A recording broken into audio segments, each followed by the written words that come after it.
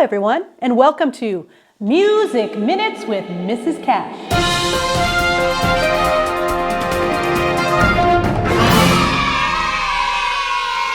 We'll get on to today's lesson about the grand staff in just a minute. But first, did you know music is math? Studies have shown that listening to music helps with processing ideas and math skills. But even more fascinating is how learning and playing music can help you improve in math. Music organizes patterns. Learning to see those patterns in music can help you see patterns in math. In music, we use fractions to see the relationship between notes and rests. We divide the music into measures and use time signatures to further organize what we are trying to sing or play. We decide tempos, how fast or slow we sing or play, based on BPM, beats per minute. That's counting time as it passes. We read rhythms or patterns of the beat, which our brain needs to sort and process very quickly. Humans like to find and organize patterns. Music is a great way to express and share this desire. Go music! All right. Let's start the lesson today about the grand staff. We've looked at treble clef and we've looked at bass clef separately, but the grand staff shows us how they weave themselves together, and it actually makes it all make a little bit more sense. Take a look here at the whiteboard of the grand staff that I've drawn for you. You can see we've got the bass clef at the bottom, the treble clef at the top. Remember, the spaces and the lines get counted from the bottom to the top. So 1, 2, 3, 4, 5 lines, 4 spaces, 5 lines, 4 spaces in each of the treble clef and the bass clef. If you remember from bass clef, we have it starting on G. It was our good burritos don't fall apart and all cows eat grass.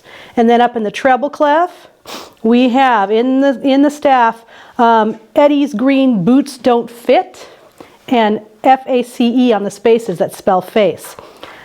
Or we learned that we could just take our musical alphabet and go line space all the way up. We also learned that there are more notes above and below each of the staffs. That's how the treble clef and the bass clef fit together. There are even more notes than I've shown you here, but this is a good start. What I want you to see is how the bass clef, starting at G at the bottom, at the ground, goes line space, G, A, B, C, D, E, F, G, A. There's that sneaky B above the staff. That's a space note. Then the next note with the ledger line would be a C. This is that all-powerful middle C.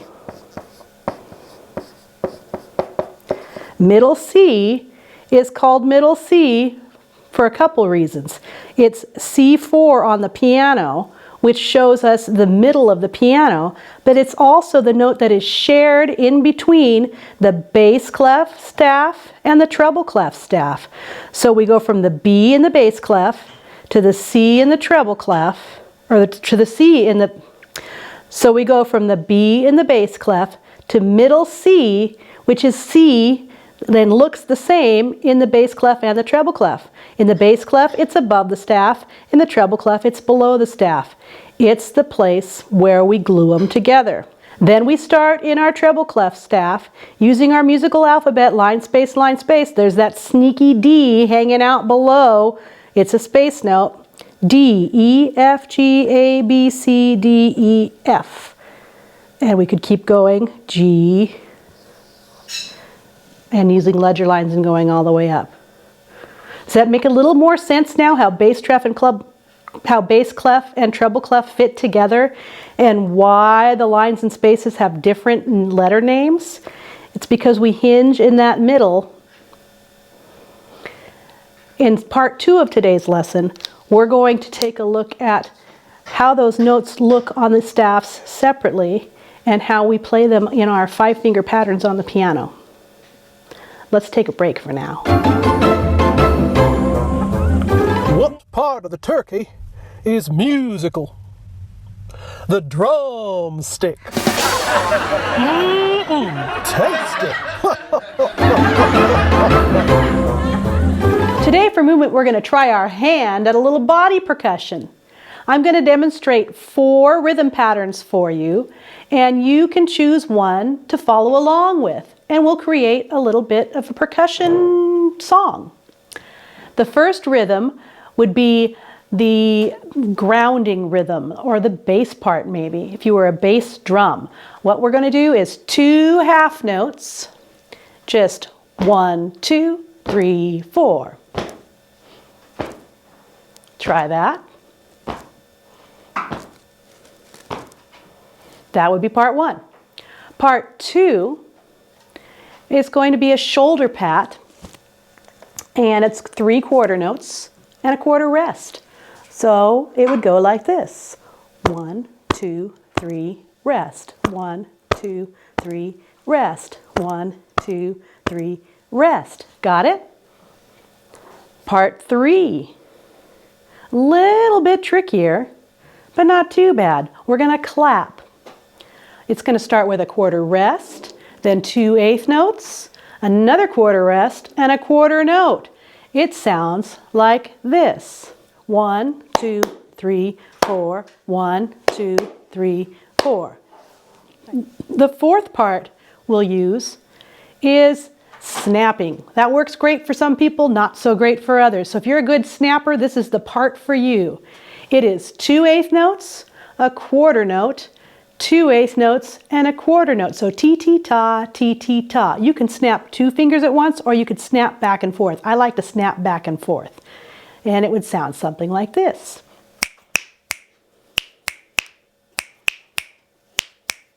One, 2, 3, 4. 1, 2, 3, 4. 1, 2, 3, 4. 1, 2, 3, 4. Let's try putting them all together with a little music. Okay, let's find a steady beat. It's a little faster. Here we go. 1, 2, ready, bass part. 1.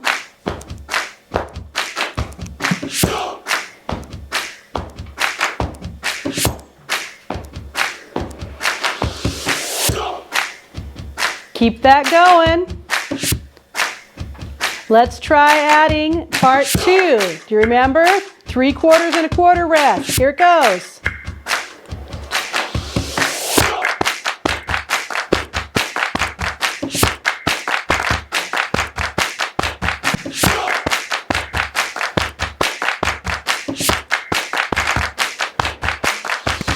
All right. Let's keep it going. Part 3.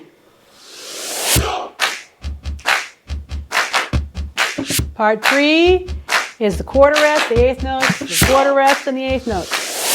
Here we go. 1, 4, 1, 2, 3.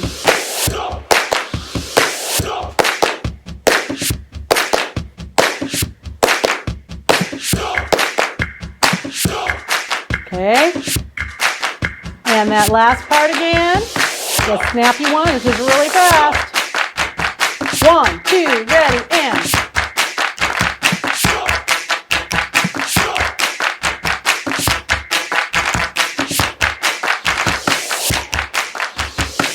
Okay, did you give all of those a try? Now let's layer them together. Choose one to follow. Let's see how it goes.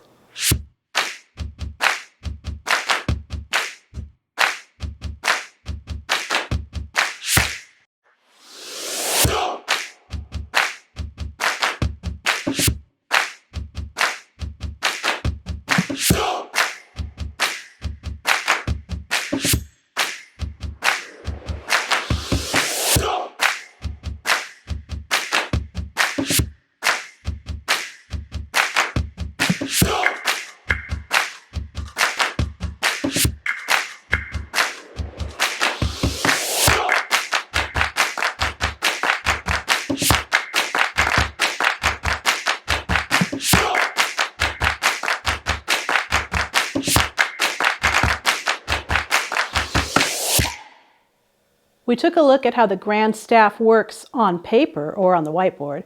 Let's see what it looks like on the keyboard.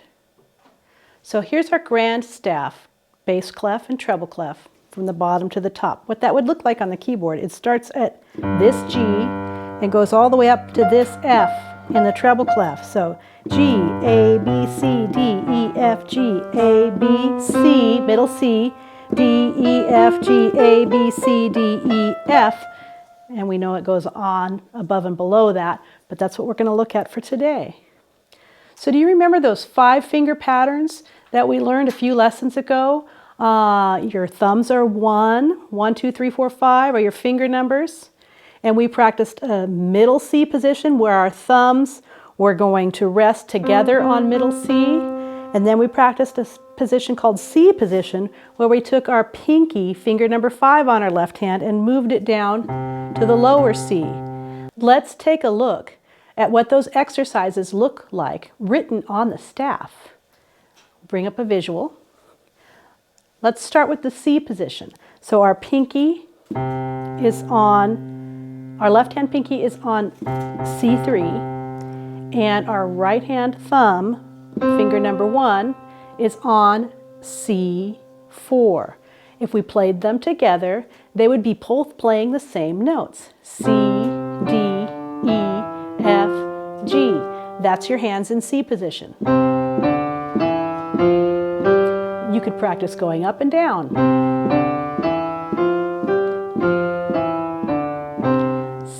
C, D, E, F, G, F, E, D, C. C position. That middle C position, our brain needs to work a little harder because we're reading the notes going 2 different directions. So if you don't think about it, you're just playing, both thumbs are sharing middle C, and they're playing just up and down, or down and up, whichever way you're looking about it. So to look at that on music, to see that represented on a music staff, it would look like this. They share C. They're both starting together. Fingers number 1, thumbs on C. The right hand keeps doing what it was doing in C position. C, D, E, F, G. The left hand is going down. C, B, A, G, F. And together they sound like this. They make kind of a cool harmony. Try them together. And then go up and down.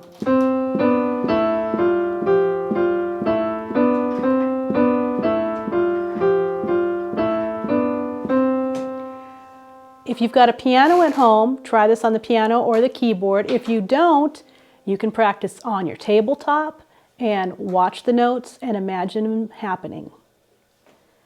Last little tip for today. Remember your hand position when you're playing the piano. Your wrist is nice and level. Your fingers are curved, kind of like they're holding one of those yummy little oranges. And you are keeping your shoulders relaxed. And you're sitting up tall. But the important thing is to keep those hands slightly curved. Keep your fingers relaxed. We got chill fingers, not claw fingers. Practice some of those hand positions in middle C position and C position. And that'll do it for today. In today's lesson, we learned about the grand staff and how bass clef and treble clef work together to help us create music. It's been fun hanging out with you today. See you next time. Until then, here's another inspirational quote. Bye-bye for now.